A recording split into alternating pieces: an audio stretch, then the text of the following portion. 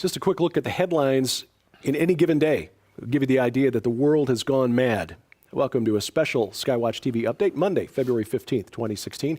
I'm Derek Gilbert. Joining us in studio, prolific author, writer, lecturer. His most recent book, Days of Chaos, accurately describes the condition we find ourselves in. L.A. Marzulli joining us in studio. L.A., great welcome. to be here. Thanks, Derek. The Middle East is on fire. Yes. We've got reports of a virus that may or may not, depending on who you ask, be causing massive wave of birth defects in Latin America. We've got Europe in a state of emergency because they're allowing in a million people who don't want to assimilate the European culture. Your book accurately describes all of this. I don't know if you've got a prophetic gift, but it certainly seems timely, if nothing else. What do you see going on, and how do we as Christians process this through a biblical lens? I think we're looking at the beginning of World War III. I think the BRICS nations, Brazil, Russia, India, China, South Africa, they've coalesced and they want to move the global default currency from the U.S. petrodollar back into the Chinese yuan. You can't do that. And this is, we can see geopolitically that this is, you've got two sides of the coin. You've got the Russians now in the Middle East, absolutely unprecedented. The fact that the Russians are even there in the Middle East, that is, when was the last time that happened? And the Chinese are backing the Russians, the North Koreans are in on that cadre. And of course, this is the BRICS nations. They are backing the Shia branch of Islam. And that is that Shia crescent goes from Lebanon, Syria, down into Iran and swings over to Yemen. That they control essentially at least 50% of the world's oil coming out of the Gate of Tears and then the Strait of Hormuz, those two narrow choke points and waterways. So this is what we're looking at. And this is what's so interesting, that oil is what, down below $30 a barrel? $27 a barrel. I mean, that in itself is really weird. Gas in some places, $1.39 a gallon. When was the last time we saw that? And then added to this, over the Super Bowl, the North Koreans launched a satellite. Oh, so what? We've got satellites. But the problem with this is the North Koreans, with all due respect, are really crazy. Kim Jong-un. And they've threatened us before. And what my greatest fear is the threat of an EMP, electromagnetic pulse weapon. We'll talk about this in Watchers 9. We sat down and talked about the threat of an EMP. Also, Days of Chaos, the book, same deal. An electromagnetic pulse weapon, and now the North Koreans have the technology to do it. By launching a satellite like that, they can arm that. They can arm that missile, essentially, or that rocket, with a nuclear warhead, and we know that they have those. And if they launch that thing and it goes 200 miles into the atmosphere above the heartland, let's say, unfortunately, right where you are right now, in Missouri, Oklahoma, in that area.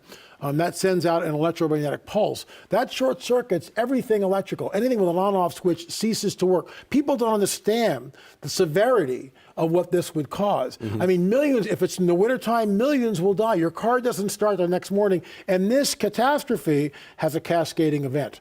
The repercussions just continue and continue and continue because the electrical grid is completely gone.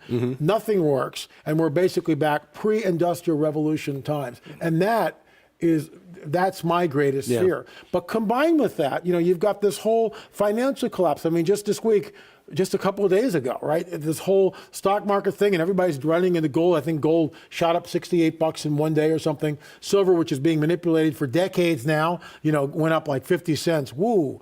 But the bottom line is, people realize that that fiat currency isn't working anymore.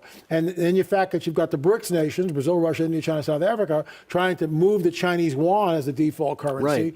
I mean, if this thing collapses, if a dollar collapses, just look at what happened in Greece, look what happened in Cyprus several years ago.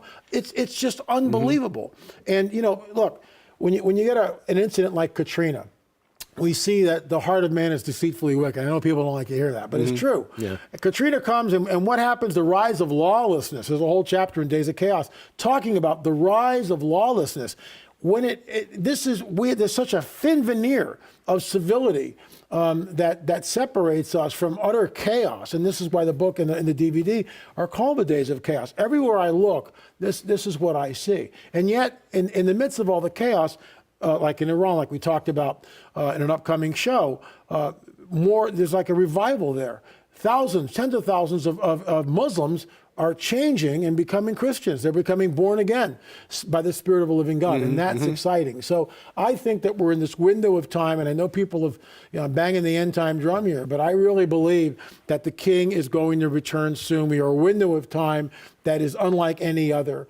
And unfortunately, in the words of Yeshua, unless those days were shortened, no flesh would survive. And that's where we're not there yet. The good news is this is a cosmic regime change. And I love that, because that's what's happening. The God of this world, Hasatan, Satan, is being pushed out. Slowly, but being pushed out. The King will return and establish a literal millennial kingdom on this planet. Amen. One of the things that we track here at Skywatch TV, I know you're aware of this as well, is the transhumanist movement. Sure. We talked about this on the upcoming episode, and by the way, LA will be featured on 2 future episodes of Skywatch TV, so watch for those. The drive to radically extend human life, or perhaps even achieve immortality through change in our genetic code, by merging our biology with technology, enhancing our cognitive abilities with by blending our biology with artificial intelligence.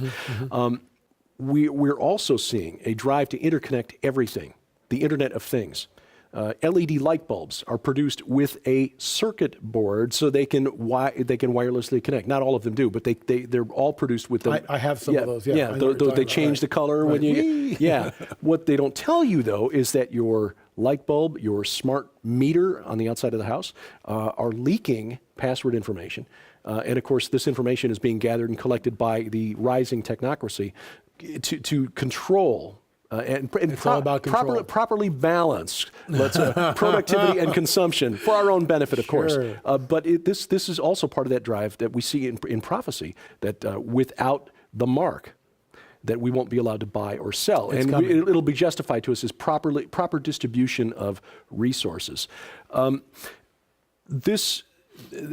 How far along in this prophetic timeline are we? I mean, I don't think of myself as that old. I've been in this world for half a century, and I can just remember back to a time before we even had air conditioning or a television with a remote. Yeah.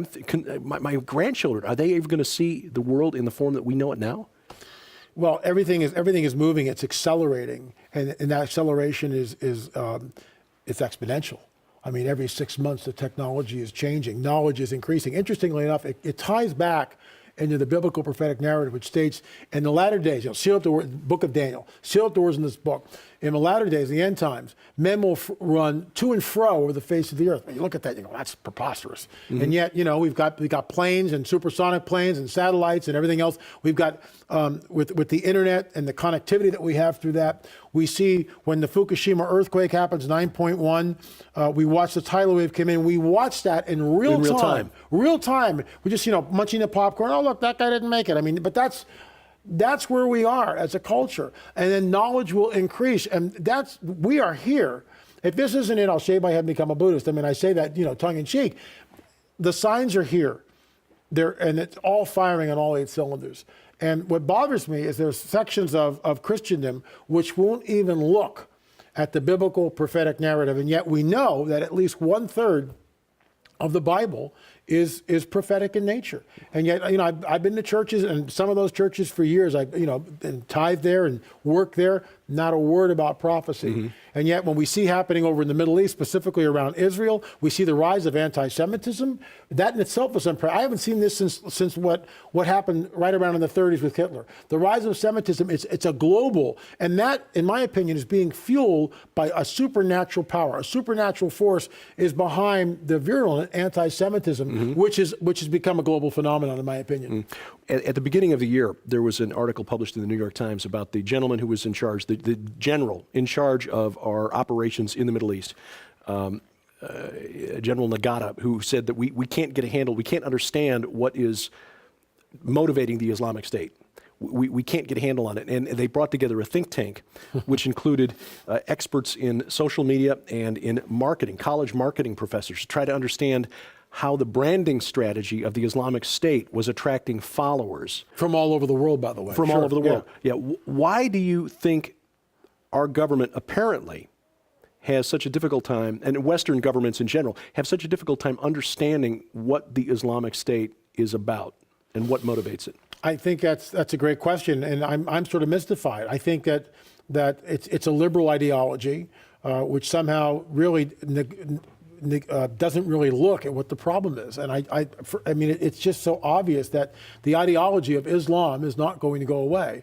And once these people become radicalized, like ISIS or ISIL, depending on which name you want to use, because the original name, ISIS talks about the Islamic State of Syria and the Levant, ISIL, right. and the Levant is Israel, and that's the goal.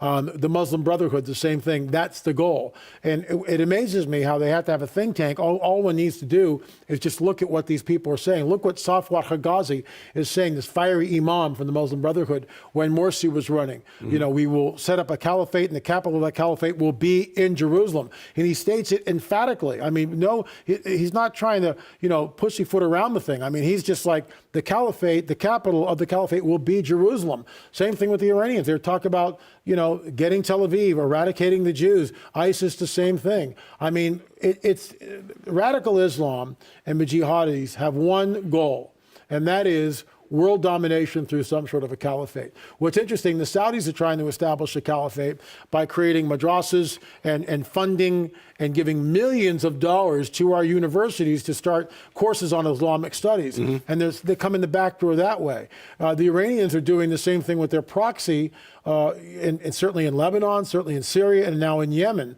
It's the whole Shia crescent, which we see burgeoning. And then you've got the dreams of a caliphate by ISIS. I mean, they're all vying for the same thing. It doesn't take a rocket scientist to figure out what is happening. You can just read their magazine. They're telling you. Just read what's going on, and you know that there's a undercurrent here, and that is to establish a worldwide, global Islamic state. Yeah. That's what they want. And yet we keep hearing from Western government officials who believe that's not what they want. No, what they want is jobs. Yeah, nonsense. And a jobs program will solve it all. Yeah. It's like trying to figure out why the car won't run, and by changing, well, maybe if we put in a different type of fuel, the car will run, ignoring the fact that there are no wheels on the car. That's why they can't. Yeah. There you go. L.A. Marzulli is the author of the new book, Days of Chaos, Watchers 9, Days of Chaos, the most recent entry in the excellent Watchers DVD series. L.A., where do people follow your work? LAMarzulli.net, also ppsreport.com. That's our new TV show, which we're just about launching right now. LAMarzulli.net, ppsreport.com. And they can avail themselves of daily updates and all sorts of goodies. And keep your eyes on Skywatch TV, because he will be a guest on future episodes of Skywatch TV, and we'll have some special offers on some of LA's work then. In the meanwhile, we thank you for watching as we keep watch. I'm Derek Gilbert, and this is Skywatch TV.